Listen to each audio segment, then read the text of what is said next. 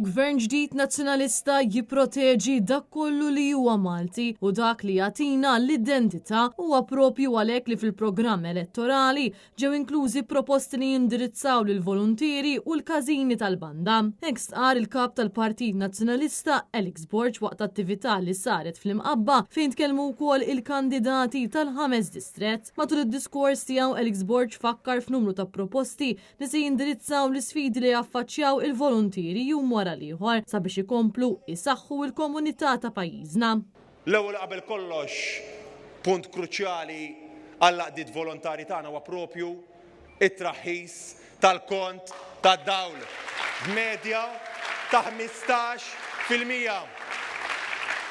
U punt kruċjali f'dan huwa propju it-tneħħija tal-kirja tal-miter tad-dawl.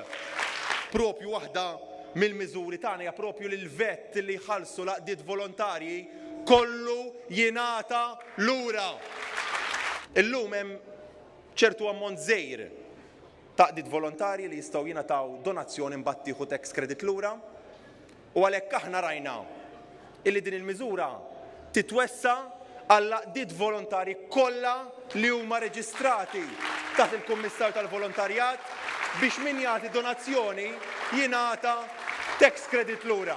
Aħna qed naraw illi nestendu l-iskema tar-rent to buy, jiġifieri li jkunu jistgħu jixtru l-post għall-għaqdiet volontarji biex dawk l-għaqdiet volontarji li għandhom post tal-gvern ikollhom il-possibilità li jixtru dak il-post u jkun tagħhom.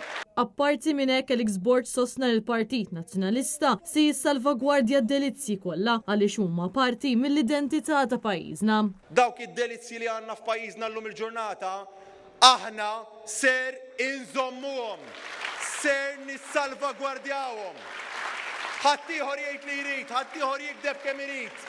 Dment li jiena qiegħed hawn, aħna ser nissalvagwardjaw id-delizzi ta' pajjiżna.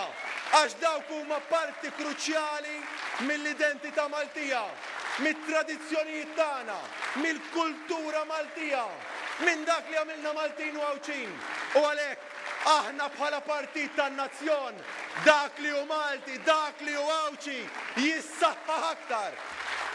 Min-naħa tiegħu il-kandidat Tony Bezzina qal li pajjiżna jeħtieġ trasport tal-massa effiċjenti huwa għalhekk li gvern ġdid nazzjonalista jara li l-ewwel linja tibda topera. Konrad Borġmanxie sostna li ż-żgħażagħ għandhom jinvolvu ruhom aktar fil-politika għaliex huma l-futur tal-pajjiż. Dan kien Borġmajiet qal li l-Partit Nazzjonalista għandu proposti li jindirizzaw lil kulħadd bilan li jmexxu lil Malta u għawdex il-qudiem. Mirjana Kalleja testa Ferrata Dennoto qalet li ż-żgħażagħ qed isibuha diffiċli sabiex jixtru proprjetà ġdida huwa għalhekk li fil-programm elettorali inkludew skemi li jindirizzaw lil first time buyers. Il-kandidat Stefan Karwana qal li dan huwa l-mument li l-poplu jsemma leħnu permezz tal-vot u jġib il-bidla li pajjiżna verament għandu bżonn. Oliver Cini spjega li l-Partit Nazzjonalista għandu programm elettorali b'saħħtu b'niċeġ ekonomiċi ġodda u tnaqqis fit-taxxi. Owen Xiberras qal li matul dawn l-aħħar snin ħadem fl-interessi ta' residenti tal-Imqabba u sostna li gvern ġdid nazzjonalista se jagħti priorità lill-ambjent f'pajjiżna.